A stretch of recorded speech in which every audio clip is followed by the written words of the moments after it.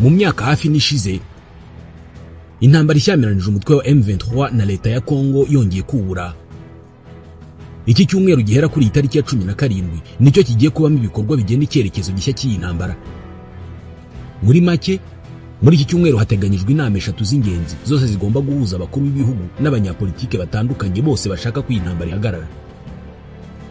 Izi nama 3, imwe irabera i Harare muri Zimbabwe, indi izabera i Rwanda muri Angola, indi irabera i Buruseli mu Bubiligi. Ko hagiye gushira imyaka 4 impande zombi zirwana, leta ya Kongo ikaba yari yararahiye ko ikibazo kizakemuka hakoreshejwe imbunda n'amasasu. Iyo myaka 4 ikabishize, ibi byarananiranye. Ubu noneho ko hagiye gutangira ibiganiro by'amahoro. Iki cyumweru kizajya kurangira iki kibazo kiboneye umuti. Inama y'I Buruseli yo ntabwo iganira ku buhuza, iraganira ku bihano bishya bishobora gufatirwa abantu ku giti cyabo, harimo n'abanyarwanda n'inzego zitandukanye. Ikibazo cy'intambara mu burasirazuba bwa Repubulika ya Demokarasi ya Kongo kimaze igihe gihangayikishije ibihugu byo mu karere, cyane ko iki gihugu cya kabiri mu bunini bw'ubuso muri Afurika kandi kikaba cya 11 kinini ku isi, kiri mu muryango w'ibihugu bya Afurika y'Uburasirazuba, mu muryango w'iterambere ry'ibihugu bya Afurika y'Amajyepfo ndetse n'umuryango w'iterambere ry'ibihugu bya Afurika yo hagati. Umuhate w'imiryango y'ibihugu by'akarere ubu ni kimwe mu bitanga icyizere cyo kurangira kw'iyi ntambara nk'uko inzobere zitandukanye zibivuga. Mu gihe umuhuza mu kibazo cya Kongo, Perezida Joao Lourenço wa Angola, kuwa gatandatu yari yasabye ko guhera saa 6 z'ijoro ry'uwo munsi rishyira ku cyumweru impande zirwana zigomba gutangira kubahiriza agahenge mbere y'uko ibiganiro bitangira. Ku cyumweru hamwe na hamwe muri Kivu y'Amajyaruguru na Kivu y'Amajyepfo havuzwe imirwano. I Harare muri Zimbabwe haraterana inama y'abashinzwe ububanyi n'amahanga b'ibihugu bigize umuryango wa EAC na SADC biga ku kibazo cya Kongo. Iyi nama yagombaga kuba mu mpera z'ukwezi kwa kabiri ariko irasubikwa. Uyu munsi iriga ku ngingo zatanzwe n'abakuru ba gisirikare bo mu bihugu bigize iyo miryango yombi bateraniye Dar es Salaam muri Tanzania. Baganiraga ku ntambwe zatewe mu gukemura aya makimbirane. Abakuru b'ibihugu bigize iyi miryango yombi kuri iki cyumweru bateraniye i Harare. Yari inama yabo ya kabiri nyuma y'iyabereye i Nairobi muri Kenya mu mpera z'ukwezi gushize. Inama yabo yo kuri iki cyumweru yari igamije ahanini kongera gusuzuma ibizigwaho n'inama y'abaminisitiri bo mu muryango wa Afurika y'Uburasirazuba n'umuryango SADC. Inama iterana kuri uyu wa mbere i Harare nk'uko bivugwa n'ubunyamabanga bwa SADC. BBC yanditse ko abakuru b'ingabo b'ibi bihugu byo muri iyi miryango yombi bateguye imyanzuro y'ibijyanye n'ibyakorwa kugira ngo habeho guhagarika imirwano n'inzira zo gusohoka mu kibazo. Ingingo zafashwe n'aba bakuru b'ingabo nk'uko byanditswe na BBC banongeye kongera gusuzuma ku cyumweru nizo biteganyijwe ko zigwaho n'abashinzwe ububanyi n'amahanga mu nama yabo kuri uyu wa mbere y'uko nabo batanga imyanzuro yabo nyuma yazemezwa n'abakuru b'ibihugu mbere yo gushyirwa mu bikorwa. Irimo kuganirwaho i Harare birahita byerekeza ku gikorwa cy'ingenzi giteganyijwe i Rwanda muri Angola kuri uyu wa kabiri. Umuvugizi wa Perezida Felix Tshisekedi wa Repubulika ya Demokarasi ya Kongo ni Madame Tina Salama yemereye Reuters ko Repubulika ya Demokarasi ya Kongo izohereza itsinda mu biganiro bitaziguye na M23. Abazaba bagize intumwa za Kinshasa mu biganiro biteganyijwe kuri uyu wa kabiri ntabwo baramenyekana. Umutwe wa M23 nawo wemeje ko umukuru wawo w'ishami rya politike Bertrand Bisimwa ari we watumiwe guhagararira uwo mutwe ubu ngubu ugenzura imirwa mikuru y'intara za Kivu ya ruguru n'iyepfo, ubwo ni Goma na Bukavu n'ibice bimwe by'izi ntara. Bisimwa ari mu bakuriye M23. Minisiteri y'Ubutabera ya Repubulika ya Demokarasi ya Kongo iherutse gushyira miliyoni 5 z'amadolari ku mutwe we, ni ukuvuga ko uzamufata cyangwa se uzatanga amakuru y'aho aherereye agafatwa ngo azahembwa miliyoni 5 z'amadolari, ni kimwe na bagenzi be. Bisimo yakatiwe urwo gupfa mu rubanza rwabereye Kinshasa adahari. Ibiganiro by'u Rwanda bizatangira kuri uyu wa kabiri ni impinduka ikomeye muri iki kibazo ishobora kugeza ku gisubizo nk'uko abayobora ibihugu bitandukanye bya Afurika bakomeje kubisaba no kubivuga. Ni ibiganiro bigiye kuba nyuma y'igihe kinini ubutegetsi bwa Repubulika ya Demokarasi ya Kongo buvuga ko butazigera buganira n'umutwe wa M23. Bimwe mu bibazo nyamukuru bishobora kuzaganirwaho hagati ya Kinshasa na M23 i Rwanda birimo guhagarika imirwano n'uburyo byakubahirizwa, kwiga no kwemeranya ku byo M23 isaba leta ya Kongo, kwiga no kwemeranya ku byo leta ya Kongo isaba M23 n'u Rwanda, kwemeranya ku bisabwa n'abayobozi b'akarere mu nama nk'izi za Harare, ahazaza h'imijyi ya Goma na Bukavu n'ibindi bice byafashwe na M23, ndetse n'ahazaza h'abarwanyi n'abakuru ba M23. Izi ni ingingo zegeranijwe na BBC. Abasesenguzi batandukanye bavuga ko ibi biganiro bishobora kuzaba birebire mbere yuko bigera ku mwanzuro, ndetse ko kugera ku bwumvikane bishobora kuzagorana, bakemeza ko akazi gakomeye gafitwe n'abahuza. Ibi birasa cyane n'ibyakomojwe na Perezida wa Repubulika y'u Rwanda Paul Kagame kuri iyi tariki ya 16 ubwo yagiranaga ibiganiro n'abatuye umujyi wa Kigali. Yababwiye ko ibintu birimo kujya mu buryo kubera ibi biganiro, kandi agaragaza ko abari batsimbaraye ku kurangiza iki kibazo binyuze mu ntambara ngo barimo kubona ko bibeshye, kandi ko nibongera kugerageza intambara n'ubundi ngo bazayitsindwa. Mu gihe ku mugabane wa Afurika havugwa umuhate wo gushaka amahoro n'igisubizo kuri iyi ntambara, kuri uyu wa mbere i Buruseli hateganyijwe inama y'abaminisitiri b'ububanyi n'amahanga b'ibihugu bigize umuryango w'ubumwe bw'Uburayi. Ni inama iyoborwa na Kaja Kallas, ni intumwa y'umuryango w'ubumwe bw'Uburayi ishinzwe ububanyi n'amahanga n'ibijyanye n'umutekano. Mu cyumweru gishize uyu yahuye n'abayobozi batandukanye b'u Rwanda mu ruzinduko barimo i Buruseli, avuga ko yabasabye ko u Rwanda ruvana ingabo zarwo muri Repubulika ya Demokarasi ya Kongo. Ku rutonde rw'ibiganirirwa muri iyi nama y'umuryango wa Afurika yunze ubumwe ntabwo hariho ikibazo cya Repubulika ya Demokarasi ya Kongo, gusa ibinyamakuru bitandukanye byavuze ko iyi nama yemerezwamo ibihano byari byarateguwe mbere ku bantu bagera ku 9 barimo n'abanyarwanda na za kompanyi zitandukanye kubera uruhare bashinjwa muri iyi ntambara iri mu burasirazuba bwa Kongo. Radio mpuzamahanga y'Abafaransa yavuze ko uru rutonde rw'aba bantu ngo rwari rwarateguwe mu bihano byari byitezwe gutangwa n'umuryango w'ubumwe bw'Uburayi mu kwezi gushize, ariko ngo biza guhagarikwa na Luxembourg yakoresheje ububasha ifite bwa veto muri uyu muryango. Ibinyamakuru bitandukanye i Burayi byemeje ko ibyo bihano ku bantu ku giti cyabo batatangajwe kugeza ubu ngubu ngo bishobora kwemezwa uyu munsi, aho mu bihano bafatirwa harimo kubuzwa kugera i Burayi no gufatira imitungo yabo. Mu gihe mu kwezi gushize umuryango w'ubumwe bw'Uburayi wavuzwe ko wari ugiye gufatira ibihano u Rwanda byarimo guhagarika inkunga n'imikoranire n'u Rwanda n'ibihano ku bantu ku giti cyabo, byavuzwe ko Luxembourg yahagaritse iki cyemezo, itanze ingingo y'uko uyu muryango ukwiye guha amahirwe umuhate w'imiryango ya SADC na EAC mu gukemura iki kibazo.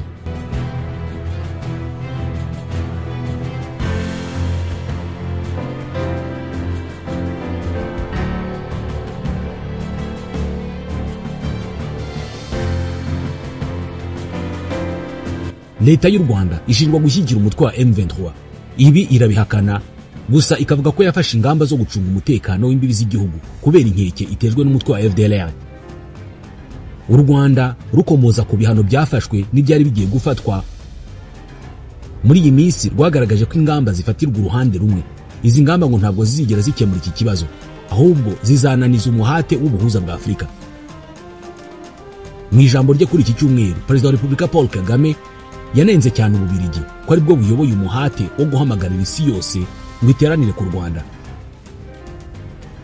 Ibiganiro birimo kuba kugira ngo ikibazo gikemuke mu mahoro, ariko leta ya Kongo ku rundi ruhande ikomeje gushaka amaboko hirya no hino ku isi. Nyuma y'uko ingabo z'amahanga zirimo iz'u Burundi, Afurika y'Epfo, Malawi na Tanzania zarwanye muri iyi ntambara ariko ntizitanga umusaruro wifuzwaga ku ruhande rwa leta ya Kongo, iki gihugu noneho cyerekeje ku gushakisha ubufasha bw'igihugu cya mbere ku isi mu birebana n'igisirikari ndetse no mu butunzi, Leta Zunze Ubumwe za Amerika. Icyo leta ya Kongo ishaka ni ubufasha bwa Leta Zunze Ubumwe za Amerika, atari ubufasha bw'ubuhuza, ahubwo ubufasha mu bya gisirikari. Hanyuma Kongo nayo igaha iki gihugu uburenganzira bwo gucukura ibirombe by'amabuye y'agaciro bya Kongo.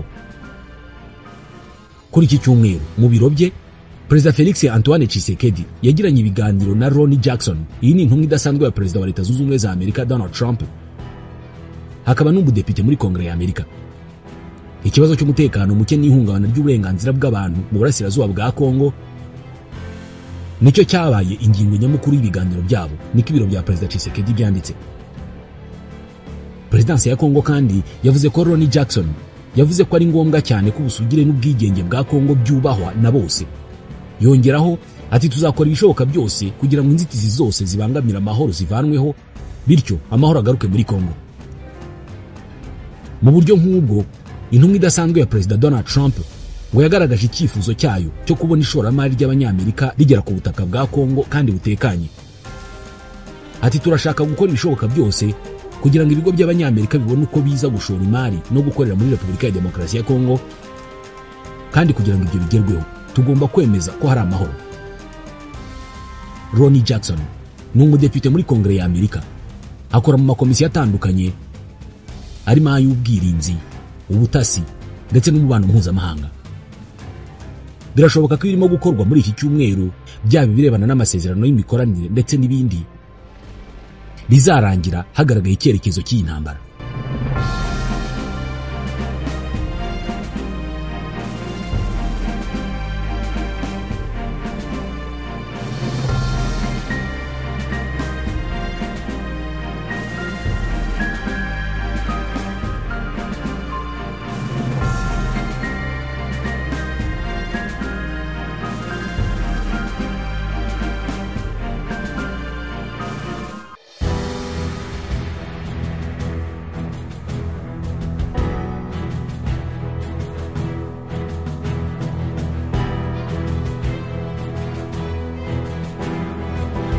Nyuma y'itangazwa ry'igihe ibi biganiro bizatangirira, Perezida wa M23 Bwana Bertrand Bisimwa wahise avuga ko abarwanyi b'uyu mutwe bari biteguye gutsinda Tshisekedi mu rwego rwa gisirikare kugera yemeye ibiganiro by'amahoro. Mu gihe avuga iby'ibiganiro by'amahoro, Leta ya Repubulika ya Demokarasi ya Kongo yikomeje ibikorwa byo gushaka amaboko hirya no hino ku isi, haba mu birebana no gukomeza intambara ndetse no kugerageza kwerekeza intambara mu cyerekezo leta ishaka. Ntabwo ari ugushaka amaboko mu mahanga gusa, amaboko aranashakirwa imbere mu gihugu, by'umwihariko mu gutuma iyi ntambara yamamara mu gihugu ndetse no mu gushaka abayishyigikira benshi muri Repubulika ya Demokarasi ya Kongo. Imwe muri izo nzira zirimo gukoreshwa mu kwerekeza iyi ntambara mu cyerekezo leta ya Kongo ibishakamo harimo no kuvugurura inzego z'ubutegetsi. Zimwe muri izi mpinduka ziherutse gukorwa muri iki gihugu n'uyu munsi ziracyateza impaka imbere mu gihugu. Iyateje impaka kurusha izindi niyo kuvugurura ihuriro ry'amashyaka arimo n'irya Perezida wa Repubulika ya Demokarasi ya Kongo ndetse no guha umwanya mu buyobozi umukobwa wa Perezida Felix Tshisekedi. Mu gihe igihugu gihanganye n'ibibazo bikomeye by'umutekano mu burasirazuba bwa Repubulika ya Demokarasi ya Kongo, umukobwa w'umukuru w'igihugu aherutse kugirwa umunyamabanga wihariye wa Perezida Felix Tshisekedi. Abari hafi y'ubutegetsi barashimagiza impinduka nshya za politike, ariko Kinshasa hari abamagana iki cyemezo. Bavuga ko mu bihe bikomeye inama z'imbere mu muryango zishobora gukemura ibibazo kurusha iziturutse ku bantu bo hanze. Gusa nanone ikinyamakuru Jeune Afrique kibajije niba ba Perezida Abdelaziz Bouteflika, Blaise Compaoré cyangwa Faure Esozima Nyasimbe bataraguye mu mutego wo guha abavandimwe babo Said, François na Pacha ububasha burenze urugero. Iki ni ikibazo kandi bamwe bibajije muri Repubulika ya Demokarasi ya Kongo, nyuma yo kumenya ku itariki ya 7 y'ukwezi kwa gatatu binyuze kuri televiziyo RTNC, televiziyo y'igihugu, ko Christina Tshisekedi, umukobwa w'imfura wa Perezida Felix Tshisekedi, yashyizwe mu mwanya w'umunyamabanga wihariye wa Perezida Tshisekedi hakurikijwe iteka rya Perezida. Bitajemo gushidikanya, mu muryango w'aba Tshisekedi politike ni igikorwa cy'umuryango, affaire ya famille nkuko babivuga. Etienne, sekuru wa Christina, akaba se wa Felix, yari umunyapolitiki ukomeye cyane ndetse yazengereje Mobutu Sese Seko mu bya politike. Yaje no kubutavuga rumwe na Joseph Kabila ukomeye kurusha abandi. Umuhungu we Felix yaje gutsinda amatora mu mpera z'2018, ubu niwe Perezida wa Repubulika ya Demokarasi ya Kongo. Murumuna wa Perezida Tshisekedi, Jacques Tshisekedi, we yagizwe ushinzwe gukurikirana umutekano w'imbere mu gihugu, ndetse uyu munsi arimo gukora ibikorwa byinshi mu kwerekeza intambara leta ya Kongo irwanamo na M23 mu cyerekezo leta yishakamo. Ahanini ari mu bikorwa byo gushaka amaboko hirya no hino, haba mu rwego rwa gisirikare ndetse no mu bundi buryo bw'ububanyi n'amahanga. None umukobwa wa Perezida Felix Tshisekedi w'imyaka 20 nawe ageze hafi y'intebe y'ubutegetsi, ashyizwe mu mwanya w'umunyamabanga wihariye wa Perezida, niko Jeune Afrique yabyanditse. Uyu mukobwa mukuru w'igihugu azaba ashinzwe gahunda za Perezida no guhuza ku rwego rw'ibiro bye ibitekerezo bitandukanye by'abagize Union Sacrée. Iri ni ihuriro ry'amashyaka ya politike arimo n'irya Perezida. ihuriro rinaherutse kwagurwa, turabivugaho mu kanya. Uyu munyamabanga wihariye wa perezida azasangiriza inshingano na Mwamba Chitambala Boli ndetse na Mboto Landu Blandi, kandi inzobere muri ibi bintu zamugiriye inama yo kwirinda kwigaragaza cyane mu itangazamakuru. Muri ibi bihe by'imbuga nkoranyambaga, icyemezo nk'iki ngiki gihita gikurura impaka nyinshi cyane, bamwe bagaragaza ko babishyigikiye, abandi bakagaragaza ko bidakwiye. Hari amagambo menshi aherekeza iyi nkuru. Abashyigikiye iki cyemezo bagaragaza Christina Tshisekedi nk'umukobwa wamaze kugira ubunararibonye. Bagaragaza ko yabaye mu buzima bwa politike kuva akiri muto, kandi ko afite umwete wo guteza imbere urubyiruko. Abamushyigikiye bavuga ko ari uzarinda icyerekezo cy'umuryango we, kandi ko ashimangira ko umuntu ashobora kwinjira mu mikorere y'ubutegetsi kuva akiri muto. President Felix Tshisekedi ntabwo yari kubura kunengwa no gushimwa icyarimwe kubera iki cyemezo, kimwe n'uko umukobwa we ntawe yari gucikira ibitutsi bikomeye ku mbuga nkoranyambaga. Uyu munyamabanga wihariye mushya wa perezida ntabwo yagize icyo atangaza kuri izi nshingano nshya, uretse gushimira Imana yifite ububasha buri hejuru y'ubwase. Ku Mana yanjye nyir'ububasha ku bihe no ku mpinduka, ishimwe ryose n'iribi ryawe. Ndashimira byimazeyo perezida wa Repubulika ku cyizere yangiriye, niko yanditse. Kugeza agizwe umunyamabanga wihariye wa se, uyu mukobwa ntabwo yari azwi mu bya politike. Nta diplome cyangwa se ubunararibonye mu kazi k'ubuzima rusange byigeze bigaragara mu makuru make aboneka. Ni umukobwa mukuru wa perezida na Madame Denise Nyakero. Ese ni umuntu utaramenyekana wafashijwe n'izina rye, cyangwa ni isura y'umuntu wateguwe mu buryo bwihariye mu muryango wa politike? Mu mezi make ashize, abantu bakekaga ko Perezida Felix Tshisekedi ashobora kwiyamamariza manda ya gatatu. Ubu ariko yahuye n'ibibazo bikomeye cyane by'umutekano. Akarengane k'abanyekongo biganjemo abavuga ikinyarwanda karakomeje mu burasirazuba bw'iki gihugu. UNICEF ivuga ko abantu basaga miliyoni 6 bahunze ingo zabo kubera iyi ntambara. Perezida Tshisekedi ashinja bimwe mu bihugu by'abaturanyi by'umwihariko u Rwanda kwifuza kwigarurira umutungo wa Repubulika ya Demokarasi ya Kongo, ndetse akagaye ibihugu by'Uburayi na Amerika ko bitagira impuhwe. Gusa bimwe muri ibyo bihugu byo mu Burayi na Amerika byashyize mu bikorwa icyifuzo cye. Mu kugerageza guhangana n'ibi, amavugurura mu mitegekere y'igihugu yo yarakomeje. Ku itariki ya 22 y'ukwezi kwa kabiri, ubwo yakiraga abayoboke b'ihuriro rya Union Sacrée rihagarariye amashyaka amushyigikiye, Perezida Tshisekedi yagaragaje ukudashimishwa n'uburyo aba banyapolitike baryumyeho.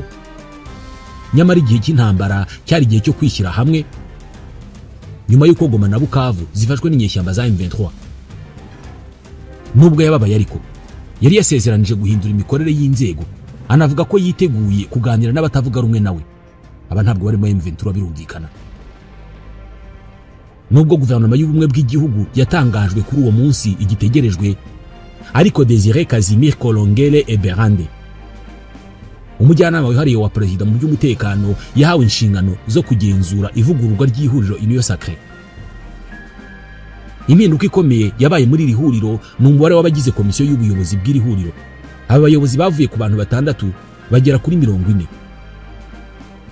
Nubwo Augustin Kabuya, Jean-Pierre Bemba, Sama Lukonde, Modeste Bahati Lukwebo, Vital Kamerhe na Christophe Mboso bakomeje kuba mu bayobozi, hashyizweho abandi bantu batoranyijwe na perezida ndetse n'abayobozi cyangwa se abahagarariye amashyaka cyangwa imiryango y'abagize inteko ishinga amategeko. Izi mpinduka zose zigamije kugerageza kwerekeza intambara mu cyerekezo leta ya Kongo iyishakamo mu rwego rwa politike.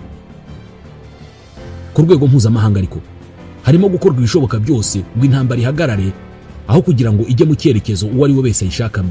Nk'ubu inama idasanzwe y'abakuru b'ibihugu bigize umuryango w'iterambere ry'ibihugu bya Afurika yo mu Majyepfo SADC igiye guterana bakoresheje iyakure cyangwa se visio conference, yiga ku kibazo cya Repubulika ya Demokarasi ya Kongo.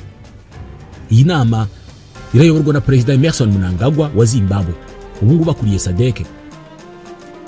Iraganira ku kibazo cy'ingabo z'uyu muryango zoherejwe mu butumwa buzwi nka SAMIDRC zaheze Goma. Inama iragezweho imyanzuro y'inama ya Organ Troika, urwego rureba ibya politike n'umutekano muri SADC. Inama yateranye ku wa 4 ushize ikuriwe na Perezida wa Tanzania Madame Samia Suluhu Hassan. Iyi nama yize ku kibazo cy'izo ngabo za SADC ziri muri Kongo.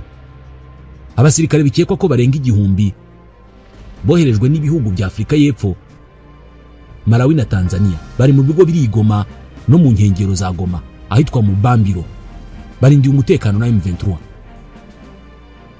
Aba basirikari bari boherejwe n'ibi bihugu gufasha igisirikare cya Kongo, baje gushyira intwaro hasi nyuma yo gutsindwa urugamba rwo kurinda umujyi wa Goma, birangira ufashwe n'umutwe wa M23 hari mu mpera z'ukwezi kwa mbere.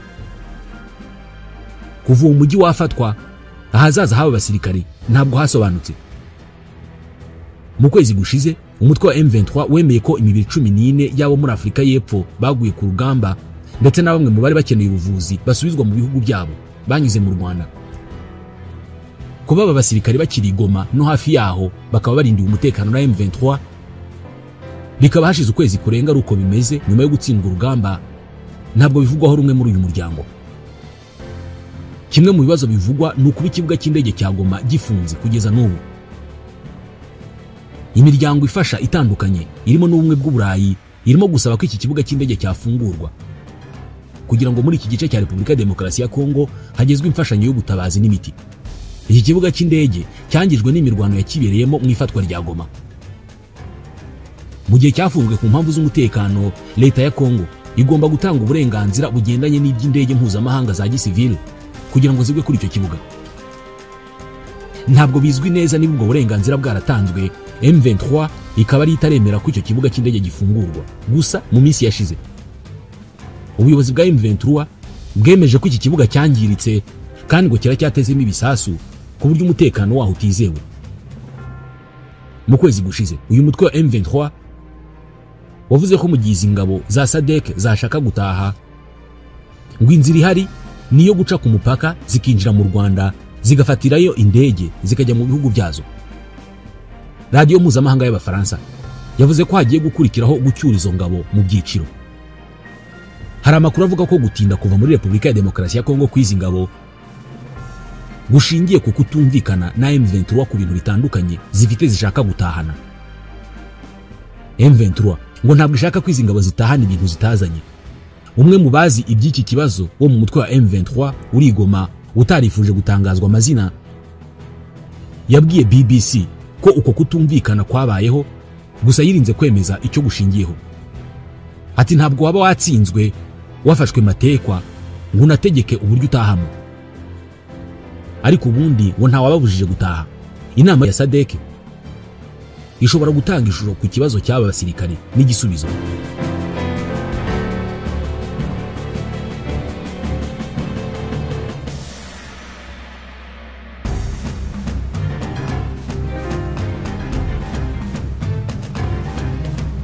Uyu munsi inkuru nshya kurusha ibindi muri iyi ntambara byatangajwe nyuma y'uruzinduko rugufi rwa Perezida Tshisekedi yagiriye Rwanda, ahura mu muhezo na mugenzi we Joao Lourenço. Lourenço umaze imyaka igera kuri 4 ariwe muhuza mu kibazo cya Repubulika ya Demokarasi ya Kongo, mu kwezi gushize yavuze ko agiye guhagarika izi nshingano kugira ngo akore imirimo yo kuba umuyobozi w'umuryango w'ubumwe bwa Afurika. Perezida Tshisekedi yumvikanye avuga ko mu gihe cyose akiri perezida wa Kongo atazigera aganira na M23, ko kuganira n'uyu mutwe yita w'iterabwoba ngo ari umurongo utukura batazigera barenga. Kutemera kuganira n'umutwe wa M23 byahagaritse inshuro zirenze imwe umuhate wo kugera ku masezerano y'amahoro mu biganiro by'u Rwanda hagati ya leta ya Kongo n'u Rwanda. Imiryango y'ibihugu byo mu karere nk'umuryango wa Afurika yunze ubumwe na SADC, yombi Repubulika ya Demokarasi ya Kongo ibarizwamo, yasabye ko ingabo z'amahanga zitatumiwe zava muri Repubulika ya Demokarasi ya Kongo na leta ya Kongo ikaganira n'umutwe wa M23. Mu matangazo yawo atandukanye, umutwe wa M23 wakomeje gusaba kuganira na leta ya Kinshasa ku bibazo uvuga ko byawuteye kongera gufata intwaro nyuma y'uko wari waratsinzwe mu 2012 abari bawugize bagahungira muri Uganda no mu Rwanda. Ibiro bya Perezida wa Angola bivuga ko ibiganiro hagati ya Repubulika ya Demokarasi ya Kongo na M23 bizabera i Rwanda. Niba ibi biganiro bibaye, ishobora kuzaba ari intsinzi kuri Perezida Lourenço umaze imyaka agerageza ubuhuza muri iki kibazo. Mu kwezi gushize Perezida Lourenço yabwiye ikinyamakuru Jeune Afrique ko yagiriye inama mugenzi we Tshisekedi yo kuganira na M23 nk'uburyo bwonyine bwo gukemura ikibazo. Mu gihe hari iby'impande zose zitavugaho rumwe, kuva kuri ONU, ubumwe bwa Afurika, ubumwe bw'Uburayi n'imiryango y'ibihugu byo mu karere, ihuriza ku kuba nta gisubizo cya gisirikare kizaboneka ku makimbirane mu burasirazuba bwa Kongo. Umutwe wa M23 wagiye uvuga ko utarebwa n'ibiganiro byagiye biba Rwanda na Nairobi, ibiganiro utatumiwemo.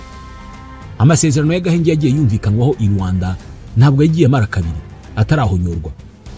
Buri ruhande hagati ya M23 na Kongo rugashinja urundi kuba ari rwo rwatangije imirwano. Mu gihe M23 yakwicara ku meza y'ibiganiro na Kinshasa, birasa n'ibyatanga icyizere ko agahenge gashobora kumvikanwaho kakubahirizwa. Ariko mu gihe kingana iki?